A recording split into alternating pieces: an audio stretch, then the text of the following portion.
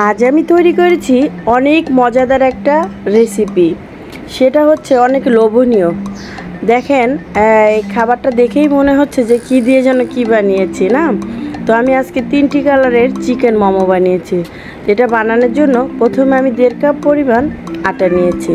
তার মধ্যে দিয়ে দিচ্ছি পরিমাণ মতো নুন। নুনটা দিয়ে আস্তে আস্তে করে পুরো ময়দাটার সাথে মাখাবো। আটাটা দিলে চিকেন মোমোটা ভালো হয় না, তো ময়দাটা দিলেই ভালো হয়। আর নিয়েছি 1 কাপ পানি। পানিটা নিয়ে অল্প অল্প করে পানি দিব, আর আমি আটাটাকে মাখিয়ে নেব। একসাথে পানি দিলে সুন্দর হয় না মাখানোটা। এই দেখেন, আমি অল্প অল্প করে পানি দিচ্ছি আর কিভাবে করে মাখাচ্ছি। তো এইভাবে একটা সময় এই যে লাস্টের যে অল্প থাকে এটার মধ্যে একটু পানি দিয়ে দিলাম। তো খামিরটা যত সুন্দর হবে মোমোটাও তত সুন্দর হবে। আমার খামিরটা সুন্দর করে হয়ে গিয়েছে, এরকম হবে। এই খামিরটাকে আমি 3টি ভাগে ভাগ করে নিব। 3টি ভাগে ভাগ করে নিলে আমি মোমোর যে কালারের কালারিং করব, এর জন্য আমি এর মধ্যে দিয়ে দিব ফ্রুট কালার। 3টি ভাগ করার পরে সুন্দর করে একটু হালকা উপর একটু পানি দিয়ে দেখুন কিভাবে আমি খামিরটাকে রাখলাম। এরপরে 3টি ভাগ করে নিলাম। এখন আমি চলে যাব ফ্রুট কালার দেওয়ার জন্য। তো প্রথমে আমি দিয়ে দিচ্ছি গ্রিন কালার। গ্রিন কালারটা দিয়ে রেখে দিব এইভাবে। আবার একটু পরে ময়ান দিব। তারপরে আমি দিয়ে দিচ্ছি রেড কালার। রেড কালারটা দিয়ে এখন ময়ান করে দিলাম 3টি।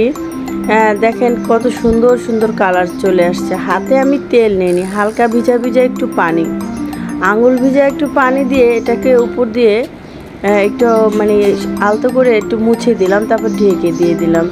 এরপরে আমি নিয়ে নেব চিকেনগুলোকে ঝুরি ঝুরি করে কেটে এক জায়গায় রেখে দিব। চিকেনগুলো হয় কি, চিকেন আর গাজর সব কিছুই একই শেপে কাটতে হবে। তো আমি প্রথমে এই চিকেনগুলো মুরগি থেকে ছাড়িয়ে নিয়েছি। সে ছাড়িয়ে নেওয়া চিকেনগুলোকে এক জায়গায় রাখবো ঝুরি ঝুরি করে। এরপরে আমি চলে যাব গাজর কুচি করার জন্য। গাজরটাকে কেটে ধুয়ে সুন্দর করে একটা শেপে দিব।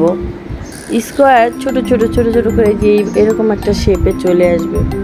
তো এখন আমি গাজরগুলোকে একটা পাত্রে উঠিয়ে নিচ্ছি।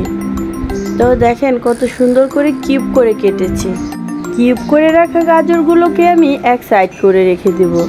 এখন নিয়ে নেব কিছু কাঁচা ঝাল, লাল এবং গ্রিন।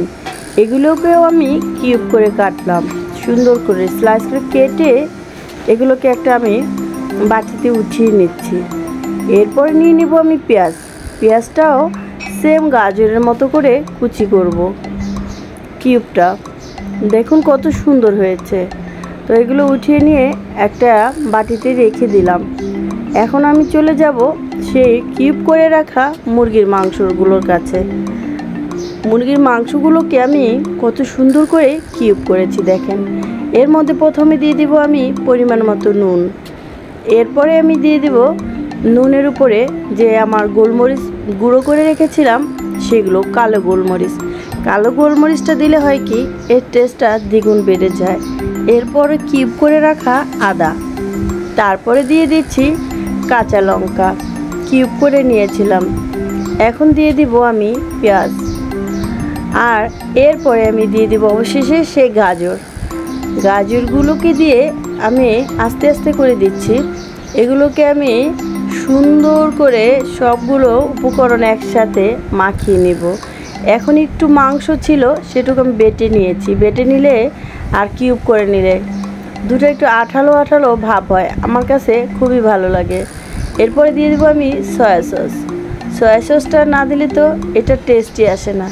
আমি আজকে অন্যরকম করে একটু করব, তাই আমি চুলায় একটা প্যান বসিয়ে অল্প পরিমাণে একটু তেল দিয়েছি। তেল দিয়ে ওর মধ্যে 2-3টা নাড়া দিয়ে দেখুন কি সুন্দর কালার চলে আসছে। এরপরে দিয়ে দিব ধনিয়া পাতা কুচি। ধনিয়া পাতা কুচিটা দিলে হয় কি, খেতে অনেক ভালো লাগে। মুরগির পুরটাকে আমি হালকা করে একটু ভেজে নেব। চিকেন মোমোটা আজকে যেহেতু আমি অন্যরকম করে করব, এর জন্য একটু তেলের মধ্যে দিয়ে হালকা তেলের ভিতরে দিয়ে ওটাকে আমি একটু মানে ফ্রাই করে রেখে দিলাম। এখন আমি চলে আসছি সে আমার আটাগুলোর কাছে। দেখুন এইভাবে লুচি যেরকম আমরা নেই, লুচির আকারের সাইজ করে আমরা একটা প্লেটের মধ্যে কাটিং করে রেখে দিলাম। এখন এটাকে আমি বেলবো এক এক করে। সেদ্ধটাও আমি দেখাবো দুইভাবে, যে কিভাবে আমরা সেদ্ধ করতে পারি। সময় থাকলে ভেজেও দেখাবো, না হলে নাই। দেখুন এরপরে আমি রুটিটাকে একটু বেলে নিলাম। বেশি মোটা হলে হবে না, আবার পাতলা হলেও হবে না। চিকেন মোমোটা হয় কি, একবারে একটু মিডিয়ামে যে রুটিটা থাকে ওইটা হলে আপনার ঘুরাইতে সুবিধা হবে। তো কত সুন্দর করে ঘুরিয়ে আমি এটাকে যেভাবে পেরেছি, এটা এমন না যে সেম অনেক সুন্দর করে শেপটা দিতে হবে এরকম না। আমি একটা ভাপা পিঠার ঢাকনা নিয়েছি, এর মধ্যে হালকা করে তেল মাখিয়ে আমি এটাকে ভাপায় চড়িয়ে দিলাম। এখন আমি আবার চলে আসলাম চিকেন মোমো তৈরি করার জন্য। এইটাকে আমি করব কি, যে কোনো শেপে দিতে পারেন। এটাকে আমি একটা বাটির মধ্যে বসিয়ে দেব, আর ওখান দিয়ে আমার চুলায় সেদ্ধ হচ্ছে।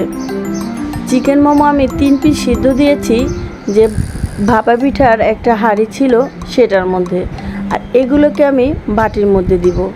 এটা একটু হালকা মোমোটা তৈরি করার পরে একটু গাটাকে মুছে দিলাম অয়েল দিয়ে, মুছলে সুন্দর হয়। দেখুন এই যে কত সুন্দর করে আমার চিকেনটাকে আমি চড়িয়ে দিয়েছি।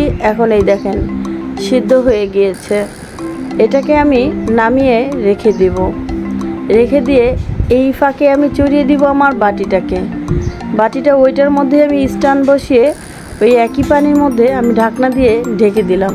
তো দেখুন আমার যেগুলো সিদ্ধ 3টা দিয়েছিলাম 3টা কেমন হয়েছে। আলহামদুলিল্লাহ মোটামুটি ভালোই হয়েছে। ফার্স্ট টাইম যেহেতু আমি চিকেন মোমোটা বানিয়েছি, আমার কাছে খেতেও মনে হচ্ছে যে ভালো লাগবে। এরপরে আমি চলে গেলাম সে বাটিরগুলো। ওয়াও, মাশাআল্লাহ, এগুলো তো দেখে মনে হচ্ছে সিদ্ধ হয়ে গিয়েছে। তো দেখুন আমার সিদ্ধ হওয়া মোমোগুলোকে আমি এখন নিয়ে যাব পরিবেশনের জন্য। পরিবেশনটা করলাম এইভাবে, একজন এক একভাবে করে, আমি এভাবে করি, একটু অন্যরকম করে করলাম। তো আজকে আমার চিকেন মোমোটা খেয়ে দেখব যে কেমন হয়েছে। তো আমরা 2টা খেয়েছিলাম, তো খুবই ভালো টেস্টি হয়েছিল। তো লাইক কমেন্ট শেয়ার করে দিবেন আমার চ্যানেলটাকে যদি ভালো লাগে। তো আজকের মতো এই পর্যন্তই।